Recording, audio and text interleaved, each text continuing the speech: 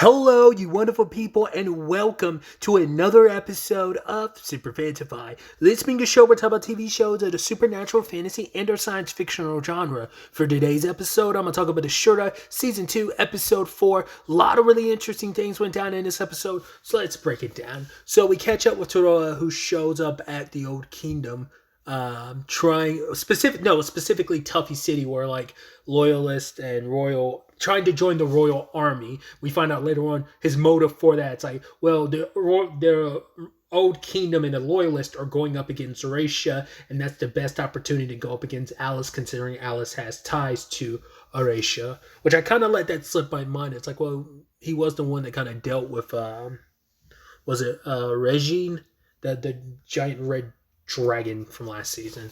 Might be like Regni or something like that.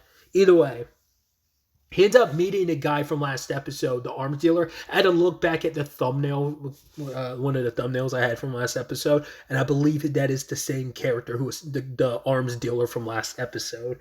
Because he found out where Toroa was, because it's like, because Toroa was like, wait, you're not one of the actual loyalists, are you? He's like, actually, no, I'm not. I do business with them. But he's like, I'm more interested in us having like a partnership. Because once again, he's trying to play all sides of this situation. And, you know, war is good for business. So he's kind of playing all sides and looking for every opportunity. And so I don't know if he saw kind of a golden opportunity with Toroa. So it's like, yeah, I'll kind of work with you. I'll give you, because he tried to tell him like, you want to join the royal army because you think it's your best chance of going after Alice, but it's like there's no guarantee that you'll actually be sent on a battlefield to Eurasia, and who's to say that Alice doesn't get killed or the blade goes missing in that time frame and you'd be part of the army never knowing, none the wiser. So it's not the best option for you. But then he also learns about there was another sword, another enchanted weapon that was here, a sword, the blasting sword, and apparently that's why Tuffy, the city, is on lockdown, is because someone recently stole it, and we find out it's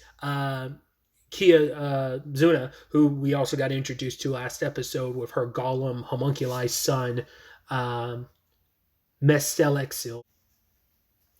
Obviously, this arms dealer dude gives Toroa like the heads up. It's like, oh, we might not be able to work together, because for Toroa, it's like me just going around using these enchanted weapons to kill people. He's like, I might as well toss the weapons out there for other people to grab up then, because it's like you be saving, like the whole point is to get these weapons and kill people for the purpose, typically for the purpose of, if you're coming after me or my weapons, I need to kill you because I'm supposed to keep this out of anyone's hands. Me going on a battlefield, being like, even though the weapons are in my hands, if I'm being ordered to kill strangers on their behalf, then it's the same thing as me handing out the weapons. I might as well be giving the weapons to them to give to their soldiers. But I forgot what the arms dealer like real reason for. He was kind of saying like, it's almost like I scratch your back, you scratch mine, and it's just kind of like altruistic, not altruistically, but ulterior motives for like wanting to help. I just can't remember off the top of my head what the exact phrasing he used was, why he was willing to help him out. Told him exactly where to go after the blasting sword, which we see Mestelexil having and playing with it. Which I should also note, the weirdest thing like that, because the sword like explodes things it comes into contact with. The moment that activated, the thing that crossed my mind, which shocked me, it made me think of Rave Master. I have not thought about that series in so long. I'd forgotten about it. I feel like it was many, many years ago I looked to show up, or like the series up again. But I don't think, I can't remember if that was a Toonami series or was that like a WB for Kids series. Like you know, that would air it. I mean, it's an anime. I believe it's a manga too. I think it was originally a manga, but I never like got I've never watched the conclusion to that, whatever the case may be. That's a series I need to add to my list. For whatever reason, that also made me think about Zatch Bell, when I haven't thought about that in years either. So it's like, Jesus. So I got to remind myself to like put that on my ever-growing watch list of animes and TV shows and movies. But anyway, I went on my whole tangent, but it reminded me of like the main character. One of his swords, like his sword could transform, and one of its states was basically anytime it came in contact with something, it exploded. That's what immediately crossed my mind with this blasting sword. Very befitting name. But we learned some interesting stuff, like especially with I keep saying Kizuna, but I can't remember Kiyazuna, but I can't remember if it's Kiyazuna or is it Kizua. I think it's Zuna, but I think it's Kiyazuna. But we find out that she actually was the leader of a country, and she's trying to tell Meselexil about like, oh, I'm sorry that you grew up in the time that you did, because she's like, years ago you would have grown up with 1,000 siblings of other golems, but the particle storm came and destroyed her country. So that was the show, and we find out that was 18 years ago. And she says, like, adding to the whole, the particle storm is some sentient being, because she's like, it is a natural disaster. I mean, it's the worst disaster ever. Natural, not even natural disaster, but amongst disasters, it's the worst, because it always goes after like kingdoms that become too powerful. So that also kind of might explain why it's trailing towards Eurasia now, because that's why like some people from Eurasia sit out there to kind of investigate, because they're evacuating people in the nearby town, and this was them kind of supposed to like hold the line against this thing approaching Eurasia. So because one of the people was just kind of like, this thing is like a typhoon or a drought, like it's just weather, and it's like, well, it's more to that, which we see at the end of the episode. I thought, I was actually surprised, because I was thinking like, is it going to be a person inside of it or what? From the little we saw of it, it seemed like a giant, like kind of centipede type of creature. Kind of like most depictions of like sandworms in like anime and video game. It kind of feels like, kind of almost on the level, even though I've never seen Dune, I've seen previews and trailers of stuff, but kind of like giant sandworms, like in that capacity too. So it kind of looks like it's in that centipede sandworm category. I was not expecting that to be what that thing looks like. Like I said, I was kind of expecting more of like a maybe ethereal but humanoid form, or maybe not even. I don't know what I fully expected. Giant sand bug, not on my bingo card, but nevertheless. But yeah, I wasn't expecting Kiyozuna's whole circumstances. Like, yeah, this is her getting revenge, and I guess that's why she had her unkillable child. And it's almost this interesting thing where it's kind of like, once she's kind of done with this, it's like she wants her child to kind of. It's like, it's easier to kind of be a grantor of wishes when you don't have to worry about dying. But it's kind of like, yeah, when it's all said and done, she kind of wants her child, Miss Delexo, to be able to kind of have its own dreams and not just be the strongest because mama needs me to be, type of thing.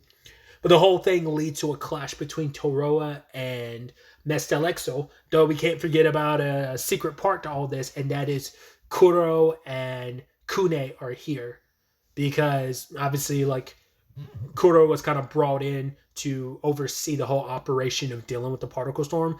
Like, because he talks about it later on. It's like, oh, Tora and Mestel Exel are duking it out. He's like, oh, they're using up a lot of time, and now like the storm's going to get here. So that made me go like, oh, I guess considering she's here, Kia Zuna like had to be brought in. Like, maybe that's also what those tests from last episode were about too, trying to find I mean, because the last episode ended in totality, both with the Mestelexo side of things, but the episode itself of them going off to fight the particle storm. So maybe that whole thing was a test run on the Eurasia side of things to see who was better equipped and had the better product and weapon to face the particle storm. So maybe that's all what's what that trial run was really about.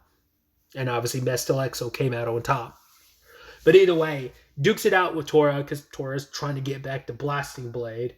And so he's got his countermeasures, but so does this thing. He used one of his weapons, and it froze its arm, and it kind of spreads. So it detaches his arm, but even with its arm detached, it can still utilize it, because it's the weapon is like a frost ability that transfers by touch. So all the blade has to do is touch you, and he kind of surmises, oh, they were trying to get it to touch me too, because if it touched me, then I would kind of succumb to the crystals and be completely consumed.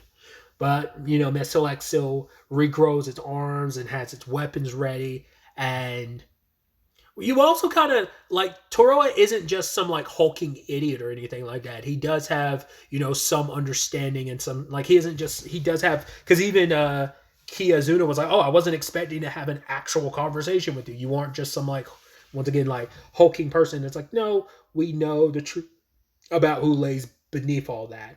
Because even Kune and Kuro had a whole conversation because she's like, "Oh, that's Toroa the awful," but it's like, but I guess because even Kuro was like, was there basic? What is he like? What was it? A revenant or something like that? Basically, was he resurrected? But it's like, no, his heart is beating, so it's kind of like he's not undead. So it's like, oh, I guess Toroa still lives or whatever. It's like, well, it's easy for him to live considering, like, once again, the Toroa before him is dead, his dad, but it's more of a mantle that seems to be passed down. Not unless his dad was the first one, but they kind of had the conversation like it is like a mantle thing that gets passed down. So that's obviously a lot of that's kept hush hush, considering everyone thought, because of the rumors about Alice.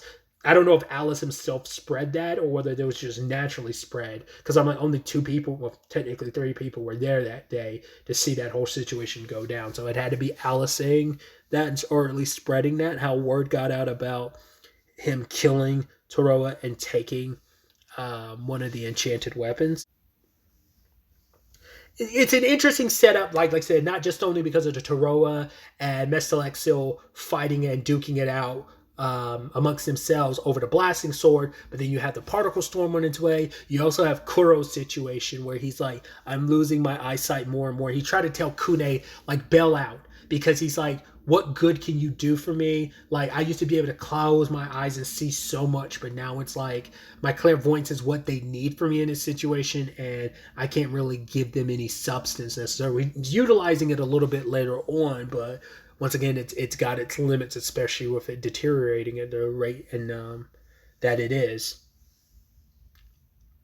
It does seem by the end we're going to have Mestel Exil and Toroa joining forces against the particle storm, because I mean everyone's going to catch getting ripped apart. I mean, seeing the devastation of what this thing can do to a human body. There's even those people, I think, from Eurasia showing up being like, wasn't there a hill here? It's like, oh yeah, if you look amongst this sand, there's fragments and fossils and stuff from like animals and not fossils but bones and stuff from animals and plants, because like everything has been reduced to nothing but sand. This thing tears in and destroys everything. So even Toro was like, yo, I need to focus, because if I don't, I'm dead. So how do you defeat something that can just, I mean, once again, that's where Mestel XL comes into place, where it's like, yeah, infinite regeneration and unkillable. We'll see how true that is. But I don't know if once this is all said and done, would Mestel XL, or more specifically, would Kiyazuna give the blade over? Because like maybe they only needed the blade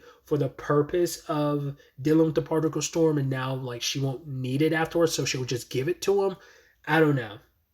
Because she had said like she had wondered how idiots like the loyalists and stuff like that had gotten their hands on like an enchanted blade like that. But it's gonna be interesting to see like what the, I brought this up last episode, I believe. I think I kept it in a recording, not unless I cut it out.